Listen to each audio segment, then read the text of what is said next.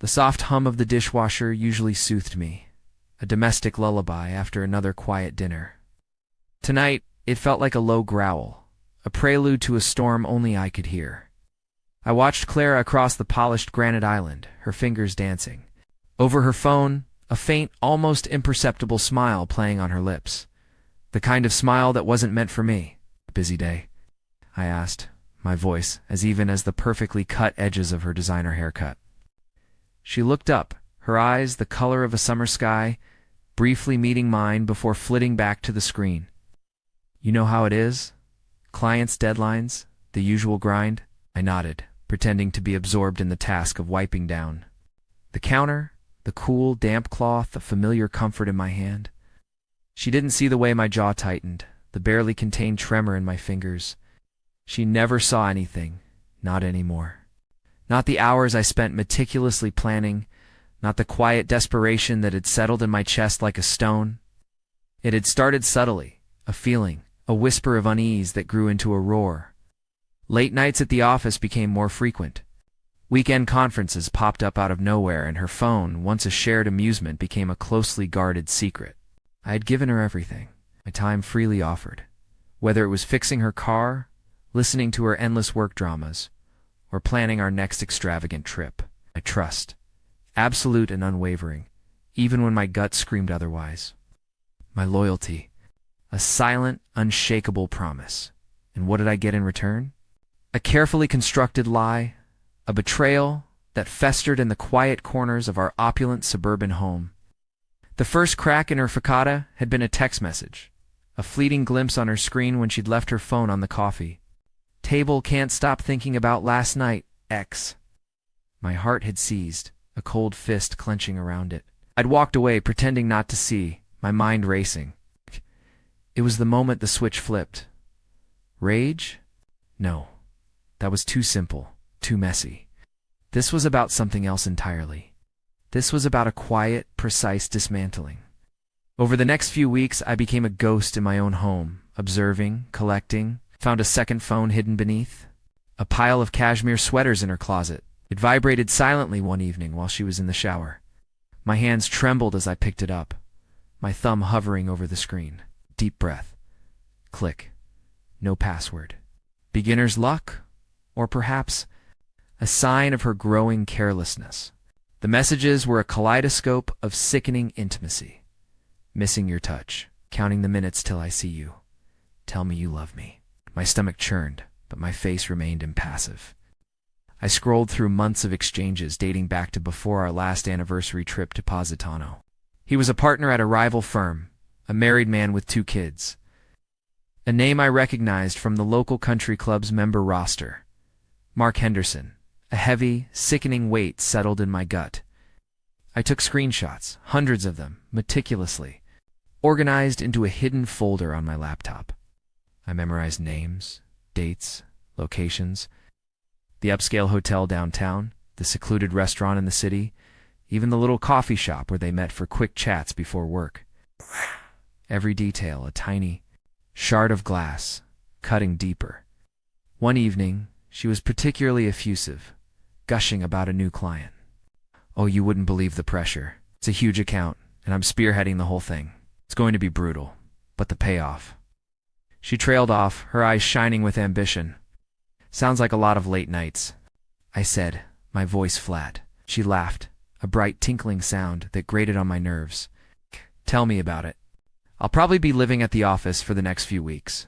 "I'll miss you," I said, and the lie tasted like ash. She blew me a kiss. "I'll miss you too, babe." But think of the bonus. That night, well, she slept soundly beside me, a faint sweet smell of her perfume filling the air. I was wide awake. My laptop glowed in the darkness.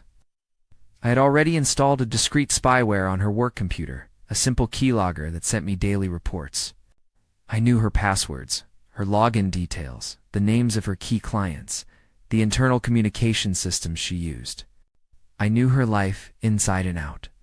The silence in the room was heavy, broken only by the soft click-clack of my keyboard. This wasn't about rage. It was about precision, about leverage. The planning took months, this piece of information.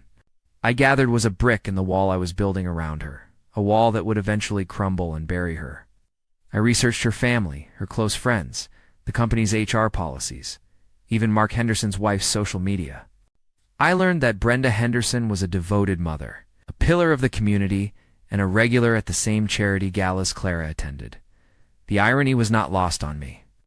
One crisp autumn morning, she hummed a cheerful tune as she got ready for work.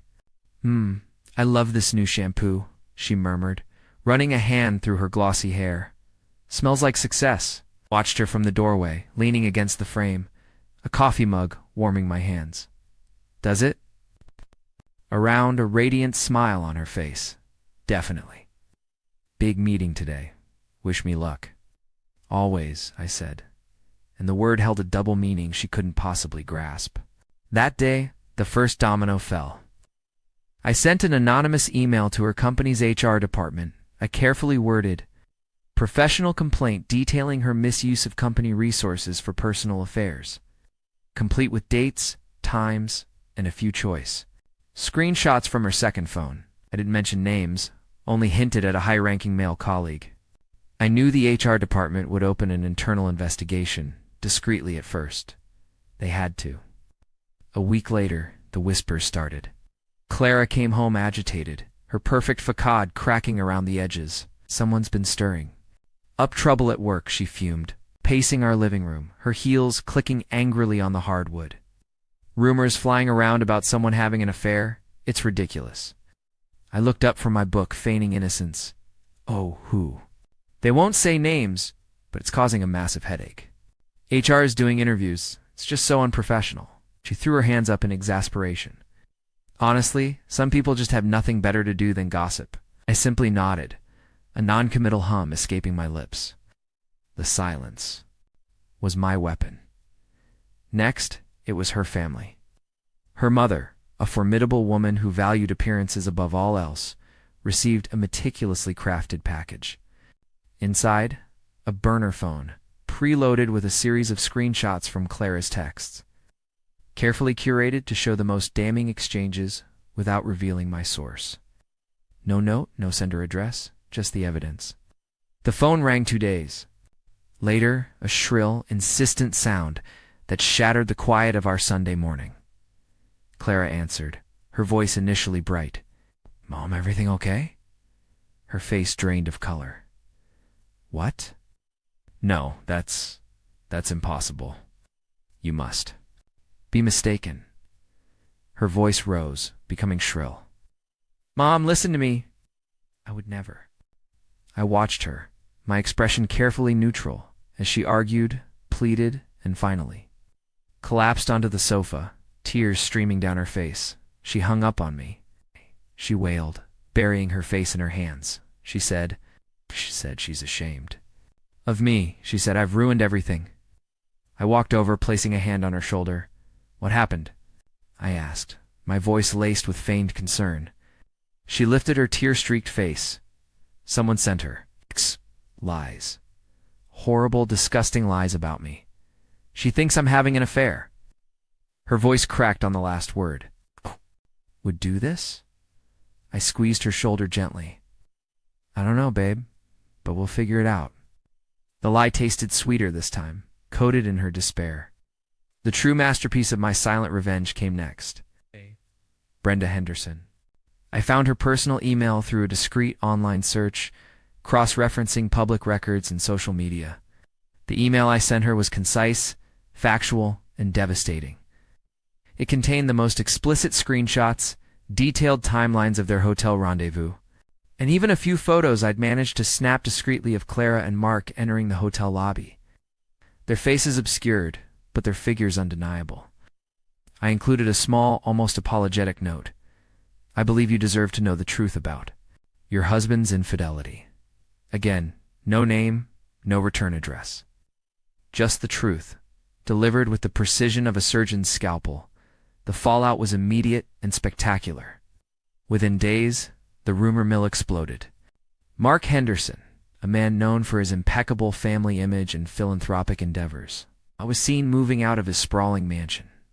The news, though not explicitly mentioning Clara, hinted at a prominent local businessman's marital woes due to an alleged affair. Clara, meanwhile, was spiraling. Her calls to her mother went unanswered. Her friends, once a constant presence, became distant. Their voices strained when she called. At work, the internal investigation escalated. She was pulled into meetings, her explanations growing increasingly frantic. Her once unshakable confidence was replaced by a haunted, paranoid look in her eyes. One evening, she came home, her face pale, her eyes red-rimmed. She didn't even bother to kick off her heels. "I've been suspended," she whispered, the words barely audible. "With pay pending investigation. But it's a suspension." She sank onto the kitchen stool, staring blankly at the expensive marble. They said the evidence is overwhelming, that someone has been systematically leaking information. I walked over, pouring her a glass of water, my movements calm and deliberate. "Evidence of what, exactly?" I asked, my voice a soft murmur. She looked up at me, her eyes wide with a desperate plea for understanding. Of me having an affair with Mark Henderson."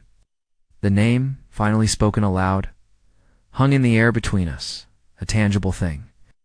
I kept my expression blank, my mind a whirlwind of quiet satisfaction. "Mark Henderson, the guy from the country club. Are you?" I allowed my voice to trail off, letting the question hang. Unspoken accusation and concern mingled together. She shook her head wildly, a frantic movement that sent strands of her perfect hair tumbling around her face. "Oh, of course not. How could you even ask that?" She clutched my arm, her nails digging into my skin. "You believe me, don't you? You know I would never do something like that to you." I looked into her eyes, my gaze steady and unwavering. "I want to believe you, Clara, but this sounds serious." "It is. Someone is trying to destroy me. Someone hates me. There. Sending things to my family, to my work, and even to Brenda Henderson." She paused, her eyes widening in a sudden horrifying realization. "Oh my God, Brenda Henderson. That's why she's divorcing him. It's all connected," she started to hyperventilate, gasping for air. "It's a smear campaign." "But who? Who would do this?" I held her gaze, a silent, knowing smile playing on the edges of my lips, smile she couldn't see, hidden in the depths of my eyes. "I don't know," I said, my voice soft, almost a whisper. "But whoever it is, they've been very thorough." The following weeks were a slow, agonizing descent for Clara. Her suspension became a termination. Due to a severe breach of company policy and conduct, unbecoming of a senior executive. The news spread like wildfire through their social circle. Invitations stopped coming. The phone, once constantly buzzing with calls and texts, fell silent. Her perfect image, meticulously crafted over years, shattered into a million pieces. She spent her days holed up in the house, alternating between fits of rage and bouts of despair. "It's not fair," she'd scream, her voice hoarse from crying, throwing a vase against the wall, the ceramic shattering into sharp fragments. "I worked my whole life for this. And it's gone." "All gone?" I'd clean up the mess, silently sweeping the shards, my presence a calm, unwavering force. In her storm, I offered platitudes, feigned sympathy, and listened to her endless laments, each one a testament to my success. One evening, she sat on the edge of our bed, staring out the window at the manicured lawn, her face pale and drawn. "My mother won't speak to me. My friends have abandoned me. My career is over. I have nothing left." Her voice was flat, devoid of emotion. Who could hate me this much? I sat beside her, the mattress dipping slightly under my weight. I looked at her, truly looked at her, at the woman who had taken everything I offered and thrown it back in my face. The satisfaction was a cold, pure thing, unadulterated by anger. "I don't know, Clara," I said, my voice gentle. "Sometimes people just get what they deserve." She turned to me then, her eyes once so vibrant, now dull and hollow. A flicker of suspicion, a tiny spark of something unnameable, passed through them. She studied my face, searching, probing. My expression remained calm, unreadable. The silence stretched between us, thick and heavy, filled with unspoken questions and unacknowledged truths. "You've been so quiet through all of this," she finally said, her voice barely a whisper. "So calm." I met her gaze, a small, almost imperceptible smile touching my lips. "What good would it do to be otherwise?" She continued to stare, her brow furrowed, as if trying to decipher a complex puzzle. "Sometimes I wonder if you truly feel anything at all," she murmured, her eyes searching for a flicker of emotion. I shrugged slightly, the smile fading as I considered her words.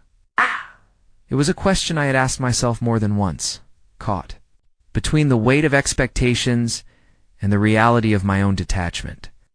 "Perhaps it's easier this way," I finally replied, my voice steadier now. As I embraced the unsettling truth that lay beneath my calm exterior, I quietly stood up and walked to the nearby drawer.